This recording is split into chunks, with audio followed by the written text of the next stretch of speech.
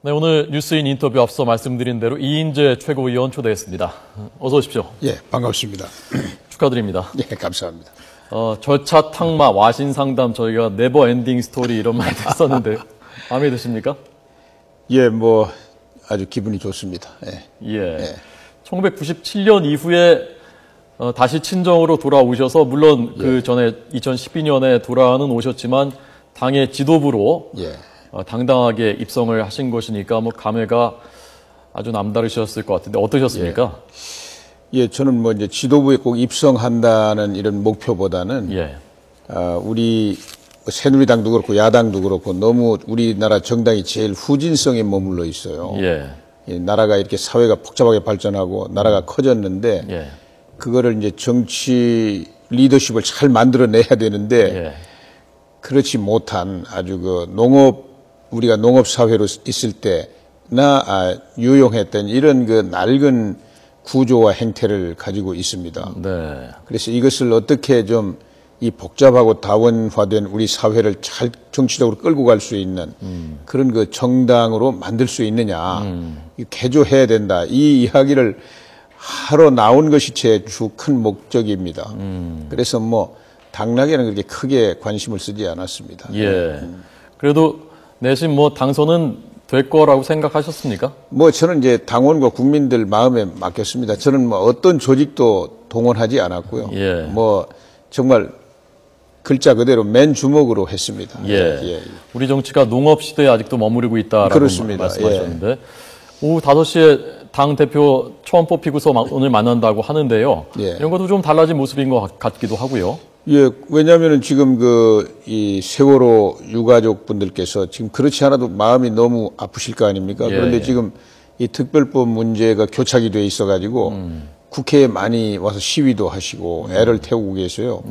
그래서 시간을 끄는 것보다는 여야 최고 지도부가 만나서 정말 빠른 시간 안에 이 문제를 타결하는 게 좋다고 생각합니다. 그거 가지고 오늘 우리 새누리당도 중진 최고회의에서 한참 논의를 많이 했어요.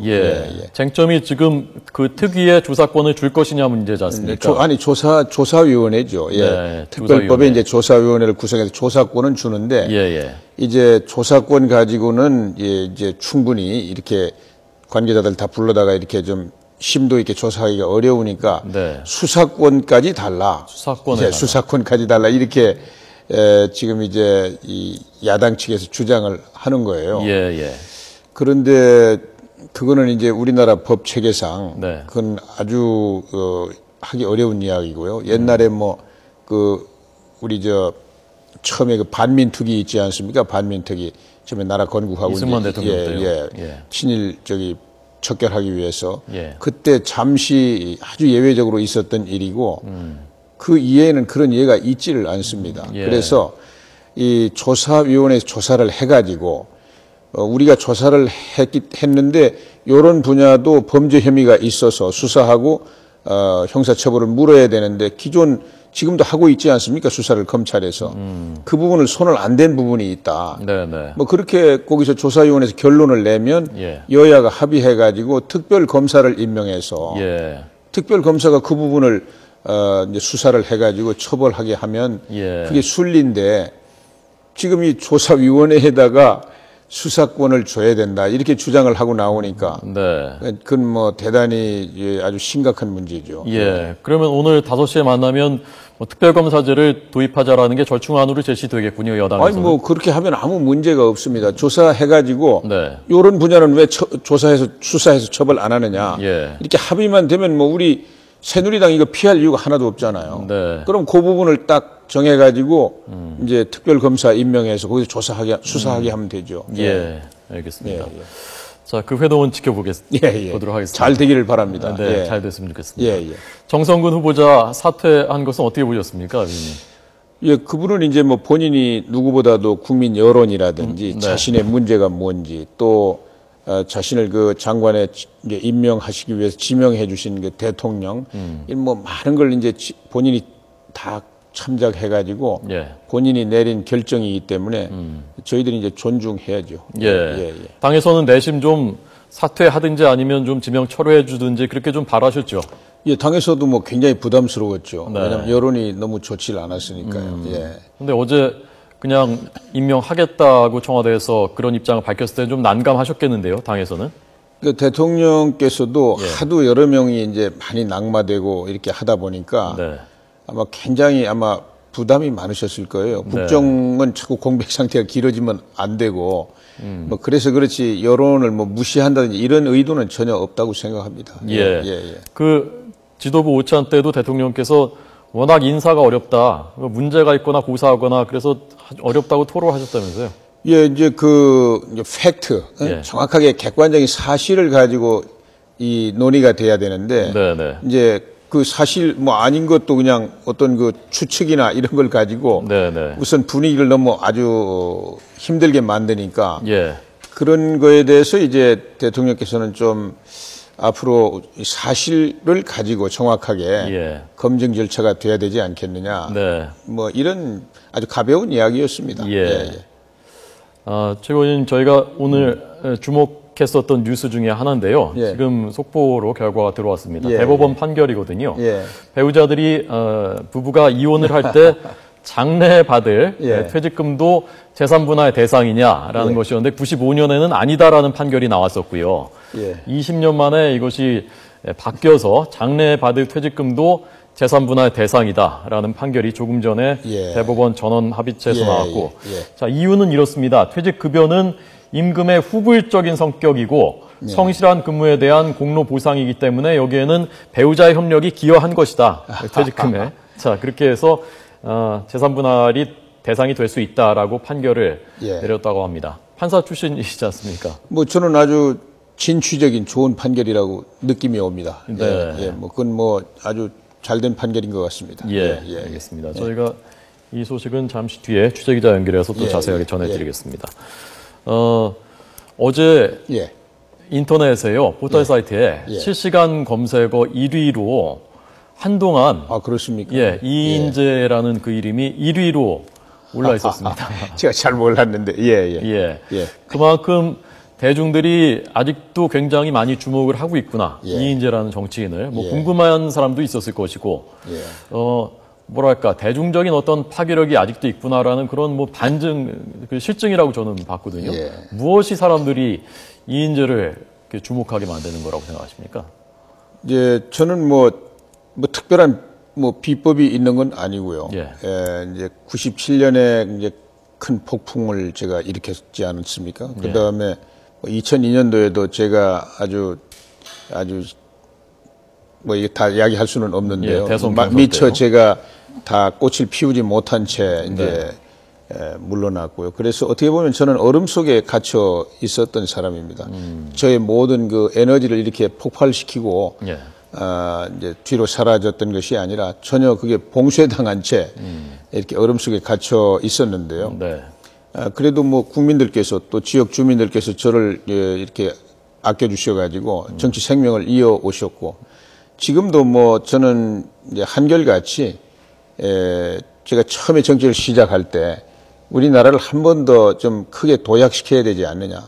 또 빨리 분단을 녹여가지고 빨리 통일 한국을 만들어야 되지 않느냐. 그러면 어마어마한 미래가 약속된 그런 그 우리나라인데 그것을 위해서 내가 헌신해야 되겠다. 이런 그 생각 그걸 그대로 지금도 가지고 꾸준히 제가 활동을 해왔습니다. 지금 국민들이나 뭐 대중들이나 또는 이인재를 지지하는 그 분들이 이 정치인 이인재한테 기대하는 것이요. 무엇이라고 생각하십니까? 대선 주자입니까? 아니면 당권 주자 킹메이커입니까? 아니면 뭐 충청권의 맹주입니까? 어떤 겁니까? 저는 뭐 정치 시작할 때부터 지금까지 항상 나라를 생각했습니다. 우리나라가 더 이제 통일도 되고 크고 강한 나라가 된다. 그 하나만 가지고 제가 꾸준히 정치를 해왔고요. 그래서 제가 49살 때 이제 대권에 도전할 수 있었고요.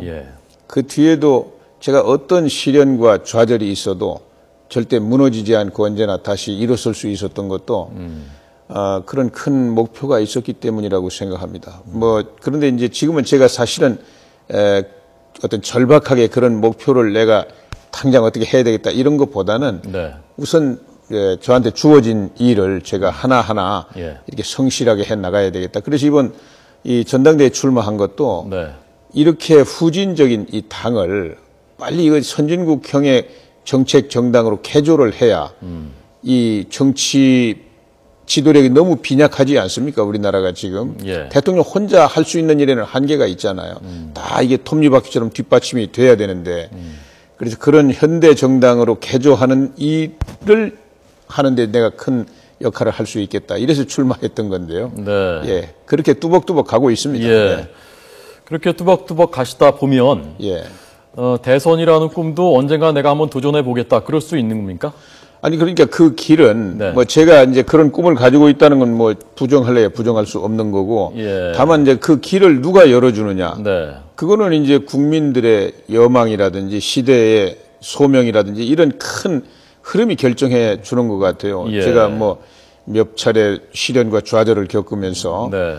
그러니까 그거는 그렇게 제가 절박하게 생각하지 않습니다. 네. 그러니까 그 대선에 대한 꿈을 갖고 계시다는 것은 부정할 수 없는 사실인 거고요. 그건 뭐 제가 아니라고 하면 누가 믿겠습니까? 예, 예. 예, 알겠습니다.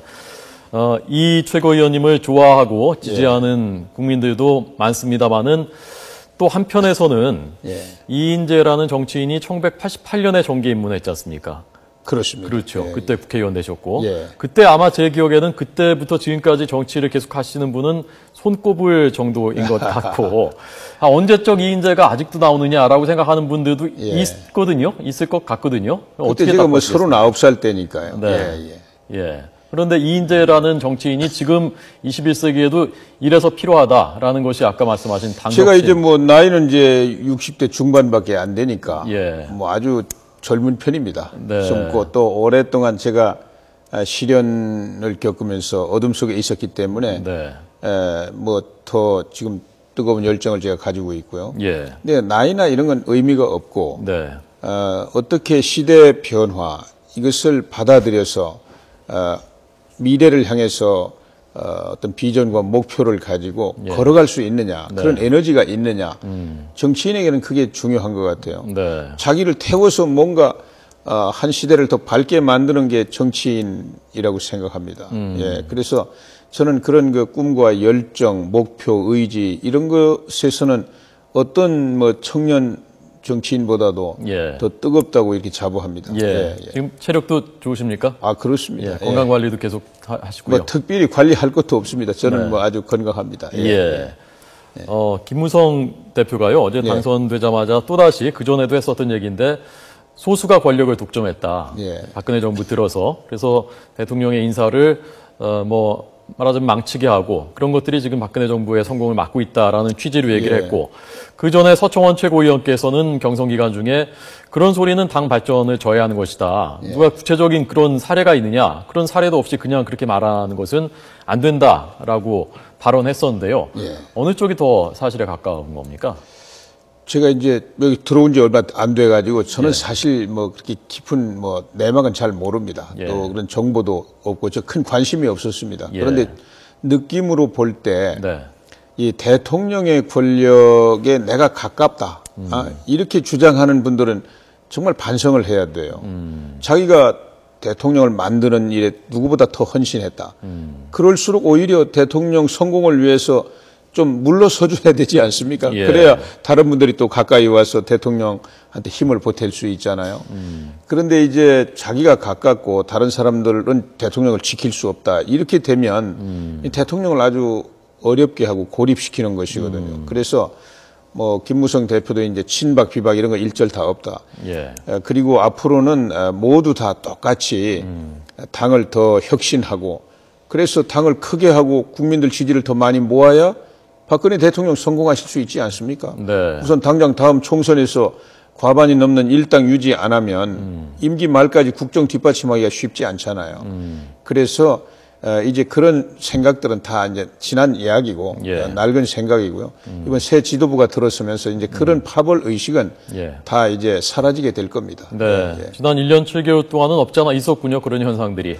뭐 그런 느낌을 저도 가지고는 있지만 뭐 구체적으로 제가 알려고 하지 않았습니다. 최고위원님께서는 그 지금의 야당에도 오랫동안 몸담아 거기서도 아주 중추적인 역할을 하시지 않았습니까? 예, 그렇습니다. 여당도 혁신이 돼야 되겠지만 예. 야당한테도 과제가 있을 텐데 예. 야당은 제일 먼저 무엇을 어떻게 바꿔야 한다고 생각하시는지 좀 고언이나 조언이나 좀 해주세요. 우선 야당은 네. 그 추구하는 노선이나 가치를 정비해야 된다고 생각합니다. 노선을요? 예, 그렇습니다. 이제 우리나라는 이제 크게 보면은 유럽 대륙은 이제 그 정치적으로 여당이 아니라 양당으로 본다면요. 네네. 한쪽은 이제 우파 정당입니다. 한쪽은 좌파 정당입니다. 그러나 이제 유럽에서도 영국의 노동당이나 독일의 3인당 같은 경우는 전통적인 좌파주의는 다 극복했습니다. 네네. 그리고 이제 미국은 좌파 정당이 없습니다. 네. 우파 정당 안에서 공화당과 민주당이 있어요. 컨서버티브하고 리버럴. 우리나라는 어떻게 해야 되겠습니까? 우리나라는 미국과 같아야 됩니다. 네. 우파 정당 안에서 새누리당과 민주당이 좀 더 진취적이냐, 진보적이냐, 진정한 의미에 아니면 좀 더 이 안정을 추구하고 좀 더 보수적이냐 이런 거 가지고 구분이 돼야 되는데요. 네. 지금 민주당은 상당히 혼란스럽습니다. 예. 거기는 좌파 세력들도 많이 있습니다. 네. 그렇기 때문에 그 안에서 지금 여러 가지 문제가 계속 발생하고 있고요. 그래서 그 추구하는 노선이나 가치를 이 중심을 잡는 것이 제일 급한 문제고요. 김한길 안철수 체제가 출범한 뒤에 그런 그 지금 최고위원님 말씀하신 그런 방향으로 좀 바뀌지 않았어요? 예, 그러니까 현재 김한길 안철수 대표는 네. 말하자면 리버럴한 우파적인 이런 노선과 가치를 추구하고 있는데요. 거기 반대파들은 또 그렇지 않은 분들이 많지 않습니까? 네. 그리고 이제 그 사실 흔들리고 있고요. 그래서 그 중심을 잡는 게 제일 제가 볼 때는 시급한 일 같고요. 그 다음에 이제 정책 정당으로, 일하는 정당으로, 문제를 해결하는 정당으로 새누리당이 먼저 개조돼야 됩니다. 그러면 민주당도 이제 대안 정책을 만들어내는 네. 그걸 가지고 의회에서 서로 토론하고 타협하는 이런 그 의회 정치를 정상 궤도에 올릴 수 있어요. 예. 새누리당이 이번에 반드시 혁신과 개조를 먼저 불꽃을 일으켜야 됩니다. 예. 예. 좀 더 여쭤보라고 지금. 예, 예. 네. 예. 뭐든지 질문을 해주시죠. 네. 새누리당이 그렇게 개조돼 나가려면 제일 중요한 것은 당청 관계 재정립입니까? 아니면 내부 혁신을 뭔가 더 하는 것이 더 필요한 겁니까? 예, 그러니까 내부 혁신입니다. 예. 그래서 네. 이제 좀 쉽게 설명을 드리면 이 후진적인 정당 구조를 탈피하고 현대적인 정당으로 가는 게 딱 두 가지가 있는데 하나는 이 당원 제도하고 공천 제도 또 당직 선출 제도 이번에 뭐 당 대표 선출이라든지 이런 것을 좀 영국이나 독일이나 이런 선진 정당 이걸 벤치마킹을 해가지고 이걸 다 뜯어 고쳐야 돼요. 그래서 국민과 당원이 정말 이 주인으로서 주권자로서 당을 운영하는 이런 민주적인 정당으로 빨리 바꿔야 됩니다. 그래야만 좋은 인물들이 무성하게 성장할 수 있거든요. 네. 그 다음에 말하자면 이 과학적인 정책 정당으로 바꿔야 됩니다. 지금 정책 역량이 거의 없지 않습니까? 여고, 야고요. 네. 그러니까 우리 당에는 여의도 연구원이 있는데 지금 정책 역량은 거의 제로입니다. 여의도 연구원을 독일 기민당의 아데나워 재단처럼 한 500명 정도의 연구원들이 밤을 새워가면서 사회 각 분야의 정치적인 문제, 정책 문제 이런 거를 설계하고 그 연구하는 그런 정책 싱크탱크가 돼야 돼요. 그리고 이제 그러면은 거기서 정책을 중심으로 한 또 인물들이 성장할 거 아닙니까? 그러면 야당도 뭐 500명 가까운 이런 연구 인력이 있는 만들 수 있습니다. 독일이 다 그렇게 하고 있습니다. 예. 그래서 그렇게 되면은 이제 민주적인 국민정당, 과학적인 정책정당 이 틀로 이제 우리 정당이 만들어지게 되고요. 그러면은 이제 둘이 모여서 의회에서 실질적으로 이제 마지막으로 법이라든지 예산이라든지 이런 정책이 쏟아져 나가는 거죠. 네, 알겠습니다. 예. 자, 말씀하신 그리고 뭐 약속하신 것이니까요. 여당의 혁신에 앞으로 진력해 주시기를 부탁드리겠습니다. 제가 뭐 최선을 다하겠습니다. 우선 급한 대로 이 규제 혁파 이거부터 팀을 좀 만들어서 아주 현실적으로 하나하나 실적을 올려 나가겠습니다. 알겠습니다. 오늘 나와주셔서 고맙습니다. 감사합니다.